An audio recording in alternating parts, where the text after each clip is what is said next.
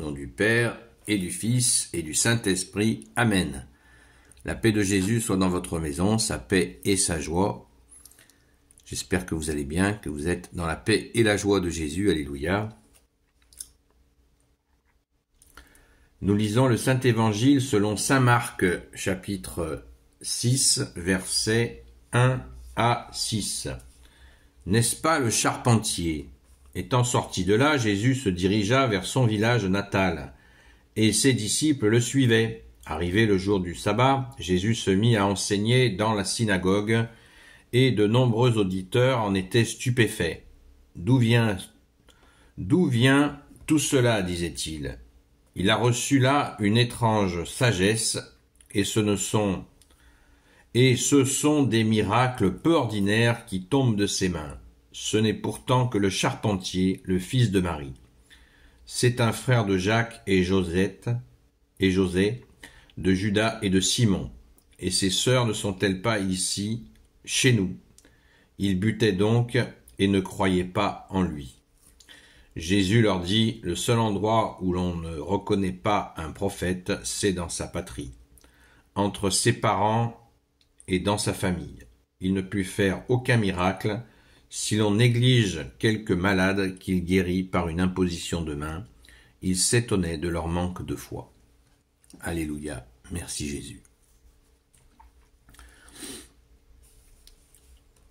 Nous avons là une parabole, une séquence d'évangile qui s'intitule à un autre endroit où il est traité du même sujet, « Nul n'est prophète en son pays ». Donc, Jésus était donc avec Joseph et la Sainte Vierge, on le sait, charpentier, mais charpentier, vu que cette région était extrêmement riche, était la plus pauvre d'Israël, elle n'était pas extrêmement riche, c'était la plus pauvre d'Israël, et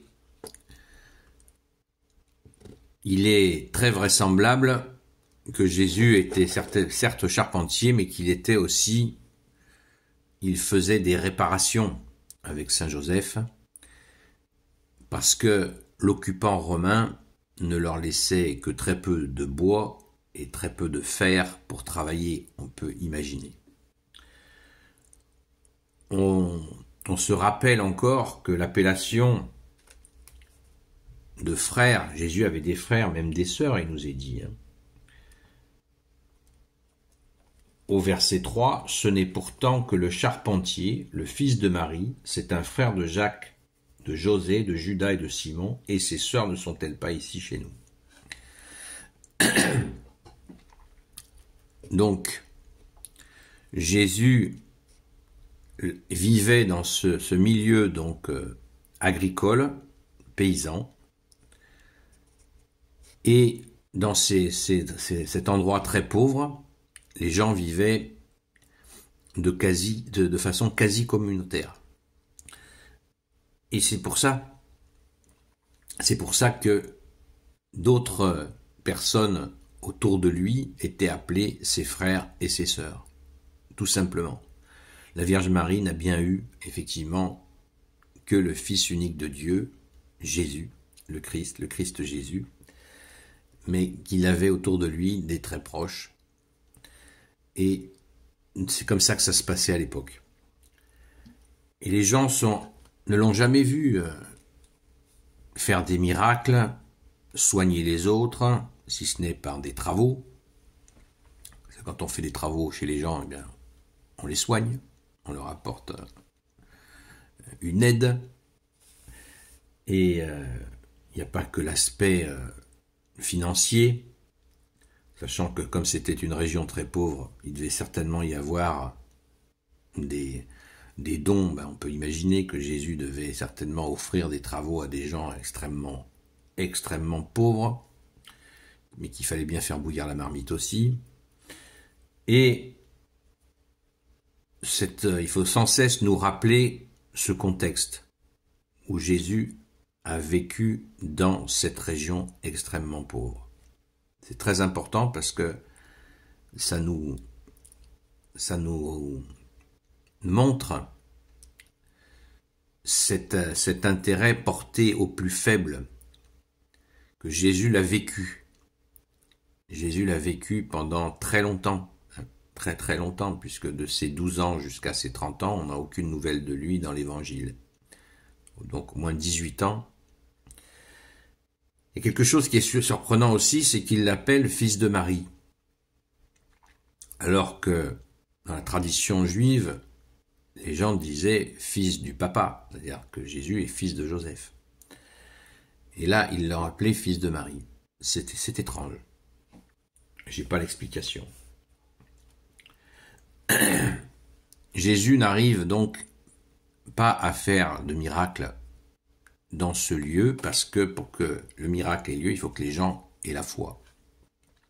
Ça, c'est la règle absolue.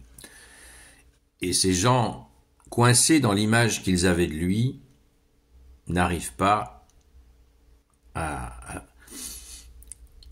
croire que le Messie est là, et Jésus ne s'est pas encore dévoilé, et il nous montre bien là, il nous apprend quelque chose qui nous fait méditer, et qu'il nommera par ce fameux proverbe. On pourrait dire que les proverbes viennent pour la plupart de la parole de Dieu. Voilà, nul n'est prophète en son pays. Nul n'est prophète en son pays. Ça nous fait réfléchir, car des fois, nous essayons, quand nous avons eu une vie sans Jésus, et que nous le rencontrons, et que nous nous mettons à témoigner, eh bien, beaucoup de gens s'écartent de nous. C'est comme ça. Beaucoup de gens sont dans le jugement, au lieu d'accueillir « Waouh, t'as rencontré Jésus, super, explique-moi ». Non, ça se passe pas comme ça, hélas. Il y en a, bien sûr, mais c'est exceptionnel. Par contre, quand vous avez fait votre conversion et que vous rencontrez des gens dans d'autres endroits, il y a une écoute. Les gens ne vous voient pas, ils sont pas prisonniers, ils s'enferment pas dans le passé, l'image du passé qu'ils ont de vous. C'est une réalité qui est toujours d'actualité. Toutes les personnes converties peuvent certainement en témoigner. C'est ainsi. Et souvent, on perd les relations anciennes parce que les gens se méfient. C'est un comportement qui est vraiment dommage, mais c'est comme ça. Et Jésus en a fait les frais exactement bien avant nous. C'est ainsi, il faut l'accepter, mais Jésus nous a dit, rassurons-nous, parce que Jésus nous a dit, celui qui perd une terre, des frères, des sœurs, une mère, un père à cause de moi, retrouvera ici même, sur cette terre, une terre, des frères, un père, une mère, des amis bien sûr, et bien plus encore dans le monde qui vient. Waouh, merci Jésus. Donc, pensons-y, et surtout, restons dans cette joie d'avoir rencontré le Saint de Dieu et de tout faire pour le garder, comme Sainte Marie-Madeleine l'a fait merveilleusement bien. Quand elle a rencontré Jésus, eh bien, elle ne l'a plus lâché. Alléluia. Merci Jésus. Béni soit le Père, le Fils et le Saint-Esprit. Amen. Ô Jésus, toi qui peux tout et qui portes tout, je te confie toutes celles et ceux qui regarderont cette vidéo ainsi que leurs proches, selon ta sainte volonté. Sainte Marie, Reine des cieux, toi l'Immaculée Conception, toi qui écrases le serpent, toi qui as la lune sous tes pas, toi notre Mère, Notre-Dame. Saint Joseph, toi le juste et le saint, toi le sage, toi la terreur des démons, toi le saint gardien de la Sainte Église catholique apostolique. Sainte Marie-Madeleine, notre chère sainte patronne, et vous tous les saints et saintes, amis de toi Jésus, Saint Michel Archange, qui est comme Dieu, Saint Gabriel Archange, Saint Raphaël Archange, et vous tous les anges qui servez Jésus, je vous confie toutes celles et ceux qui regarderont cette vidéo, ainsi que leurs proches, selon ta seule volonté, ô Jésus. La paix de Jésus soit dans votre maison. Je vous souhaite encore et encore de prier, je nous le souhaite. Tenons bon dans la prière, prions, prions, prions, ne nous lassons pas de prier. Comme Jésus nous l'a demandé, la situation est difficile, donc Jésus, tu es notre seul recours. À très vite.